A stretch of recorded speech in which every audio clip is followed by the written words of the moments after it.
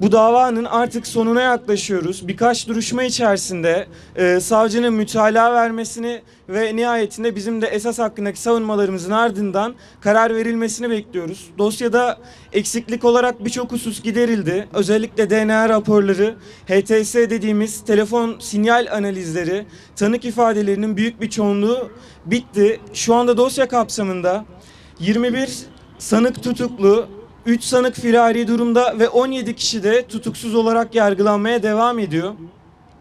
Bugünkü dava biraz daha diğer davalara göre sadece esas üzerinden biraz da işlemler üzerinden devam etti. Çok fazla bir gelişme olmadı. Bizim bazı beyanlarımız oldu. Öncelikle Diyarbakır'da devam eden maktullerin çalınan cep telefonları, kimlikleri, cüzdanları ve saatleri üzerinden devam eden bir takım hırsızlık dosyaları var. Biz daha önce mahkemeye bazı beyanlarda bulunmuştuk. Demiştik ki Diyarbakır'da devam eden bu hırsızlık olaylarının muhtemel bugün burada yargılanan katil zanlarıyla ilgisi olabilir. Nedir bu? Maktullerin cep telefonları çalınmış, kimlikleri çalınmış, saatleri çalınmış ve çalan kişilerin de bu olaya katılmış olma ihtimalleri çok yüksek. Biz 6. duruşmada, 6 Haziran tarihli duruşmada mahkemeye bu kişilerin hakkında suç duyurusuna bulunulmasını ve bu kişilerin de veya tanık olarak mahkemece dinlenmesini talep etmiştik ve mahkeme reddetmişti. Fakat bugün Diyarbakır 10. Asliye Ceza Mahkemesi'nden gelen bir birleştirme talebi var. Bu birleştirme talebi Ahmet Dakak isimli maktulün çalınan cep telefonuna ilişkin bir hırsızlık dosyası ve oradaki mahkeme şunu söylüyor: bizim dosyalarımız failleri, konusu ve olay itibariyle aynı, dolayısıyla sizinle birleştirmek istiyoruz diye bir talepte bulunmuş. Biz de müdahil vekiller olarak birleştirmenin dosyayı geciktirebileceğini fakat dosyalar içerisinde dosyamıza yenilik katabilecek bir takım deliller olabileceğini belirttik ve bu delillerin getirtilmesini talep ettik. Selahattin Demirtaş ve diğer yöneticilerin sevk maddeleri içerisinde 6-8 Ekim olaylarında halkı kin ve düşmanlığa sevk etmek ve bununla beraber bu olaylarla alakalı mesuliyet doğuran suçlamalar var. Biz Diyarbakır Cumhuriyet Başsavcılığından bu dosyalara ilişkin soruşturma evraklarını ve dosyamıza yenilik katabilecek diğer bilgi ve belgelerin de getirtilmesini talep ettik. Bununla beraber adli kontrol yükümlülüğünü ihlal eden denen çocuğun yeniden tutuklanması talebimiz vardı. Yine gelen tanık beyanlarının çelişkilerini ortaya çıkarttığı bir kısım sanıkların tekrardan tutuklanması talebimiz vardı. Bunların tamamı reddedildi. Fakat duruşma, dediğim gibi, sona yaklaşıyoruz. Birkaç duruşma içerisinde savcı mütalasını verecektir. Biz de esas hakkındaki beyanlarımız için hazırlıklarımızı yapıyoruz. Duruşmamız da 28 Aralık Çarşamba gününe ertelendi. 10. duruşmayı gerçekleştirdik.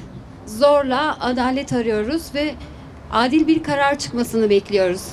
İçerideki duruşmada ve daha önceki duruşmalarda sanıklardan bazıları Kürt oldukları için bu mahkemede yargılandıklarına dair beyanlarla ve siyasi bir takım beyanlarla aslında yargılamanın yönünü başka bir yöne çevirmeye çalıştılar.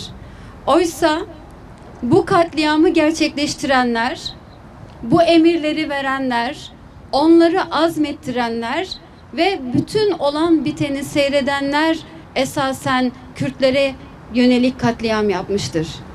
Ve onlar Kürt halkına hesap vermek zorundalar. Vicdandan bahsediyor bazı meslektaşlarımız, sanık vekilleri. Tutukluluk süresinin uzun olmasından kaynaklı vicdan azabından bahsediyorlar. Eğer vicdandan bahsedeceksek önce sadece şehitlerin ailelerinin vicdanı değil, bütün Kürt halkının ve Türk, Laz, Çerkez bütün Türkiye halkının kanayan yarasını sarmaktan bahsetmemiz lazım. Bütün Türkiye, doğusu, batısı, kuzeyi, güneyi, bütün Türkiye halkı Diyarbakır'da gerçekleştirilen bu vahşi katliamın hak ettiği cezayla karşı karşıya gelmesini ve vicdanların böylelikle biraz olsun rahatlamasını bekliyor. Elbette sadece burada tutuklu olarak yargılanan sanıklar değil, tutuksuz olarak şu an firarda olan sanıklar ve onların baş azmettiricileri. Hepsinin hak ettiği cezayı bulması gerekiyor ki vicdanlar biraz olsun rahat etsin ve ondan sonra konuşalım hangi sanığın ne kadar dahli vardı bu katliamda. Yasin Börü, Riyad Güneş, Ahmet Dakak, Hasan Gökkuz. Hepimiz kaybettik. Sadece aileleri kaybetmedi.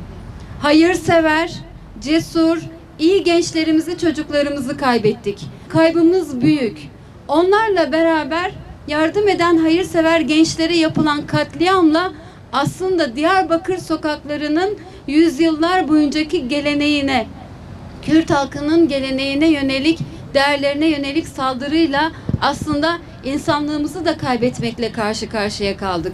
Ama inadına adalet derken bu davada aslında Güneydoğu'nun, Kürtlerin yaşadığı bütün sokakların, Türkiye'nin bütün sokakları gibi insani değerlere, insana, en değerlimiz olan yaşam hakkına, saygıya ve insan onuruna saygıya karşı mücadele eden PKK terör örgütünün yaptıklarını görüyoruz. Bütün mücadele aslında Yasinlere yapılan katliam bu sokaklarda, bu ülkede ne yapılmaya çalışıldığını gösteriyor. Orta Doğu'da da ne yapılmaya çalışıldığını gösteriyor. Onlar Müslüman oldukları için katledildiler. Onlar şiddeti değil, iyiliği, kötülüğü değil, yardımlaşmayı tercih ettiği için katledildiler. O yüzden bu dava bütün insanlığın davasıdır. Sadece Türkiye'nin davası da değil. Ben Avrupa'nın insan hakları savunucularına ve kurumlarına seslenmek istiyorum. Kürt meselesine duyarlılığınızı defalarca dile getiriyorsunuz. Birçok kanallarla, birçok örgütlerle. Diyarbakır'ın sokaklarında 7 Ekim günü Kürt çocuklar katledildiler. Gelin gözlemleyin, burada da adalet arayın.